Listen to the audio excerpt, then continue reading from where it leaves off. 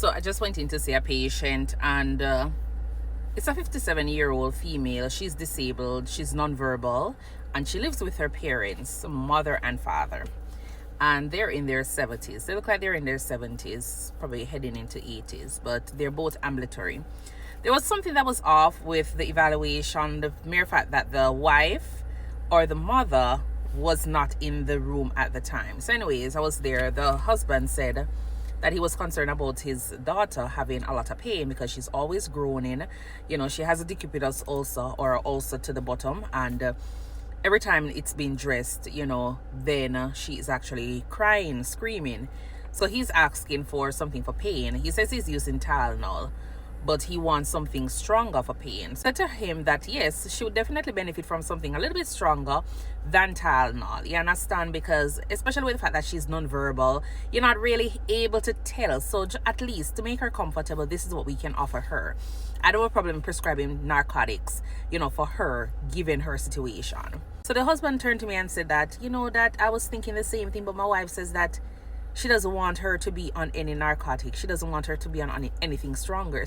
So I said to him that, honestly, I don't know how to help you, because if your wife, you know, had a discussion already with the pain management specialist and refusing for that, I don't know what else to do for, you know, for the patient, because they never did go through with the pain management care. You understand? They refused it. So I just said to him, it's up to you guys. You understand? At the end of the day, you need to remember to take the patient or your daughter needs into consideration. And if you as the father feels as though she is having a lot of pain, you have to make that strong decision and request the pain medication. So while we were in the room and talking, the wife came in and I explained to her the different options. She's like, no, we're not doing this. We're not doing this. We're only doing the Tylenol or the Motrin. So I said, well, you know, that's going to be a decision between you both. You understand? You can decide whether or not you want the narcotic. But this is what I'm going to do. Because I feel as though the patient needs something a little bit stronger than Tylenol, I'm going to send a prescription to the pharmacy regarding Tylenol with codeine as you've requested, Dad. And so after you guys finish talking it over, shouting at each other, then you can decide whether or not you will go and pick up the prescription or not. You understand? But for now, I'm going to send you a 30-day supply of medication. It's at the pharmacy. While I'm there telling them all of this, you know, they're on top of their voice, you know, screaming at each other. Somebody say, excuse me, this is the situation. The prescription is at the pharmacy. Whenever you're finished arguing, then you can decide whether or not to go and get the medication. But this is not something that I can get involved in anymore. You understand? This is the first time I'm meeting these folks. And this is what the situation is at home regarding pain medication. So I just go ahead and send a prescription and just walk out of the people in the house while they're there arguing. Like, I don't know what else to do, because I'm there talking and they're there back and forth arguing with each other.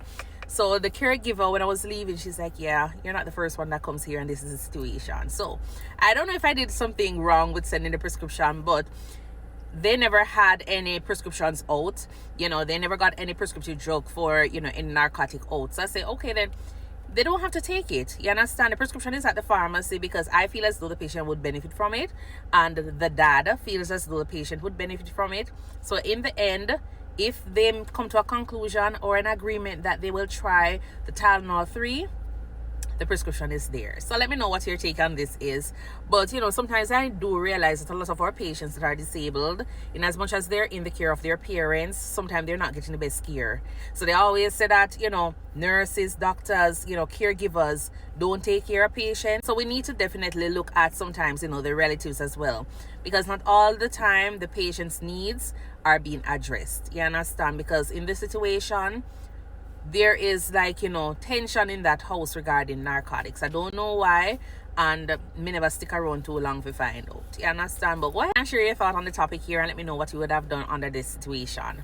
Alright, and check out more videos. Remember to go ahead and subscribe to my YouTube page where I share longer form content. Just go ahead and check out my YouTube page regarding everything regarding nursing, travel, lifestyle. I'll be talking with a few nurses. So if you're one of those nurses who have stories that you want to definitely share, feel free to go ahead and link me up, send me a message, and I will get back to you. Alright, until then, I will see you in the next video. Bye.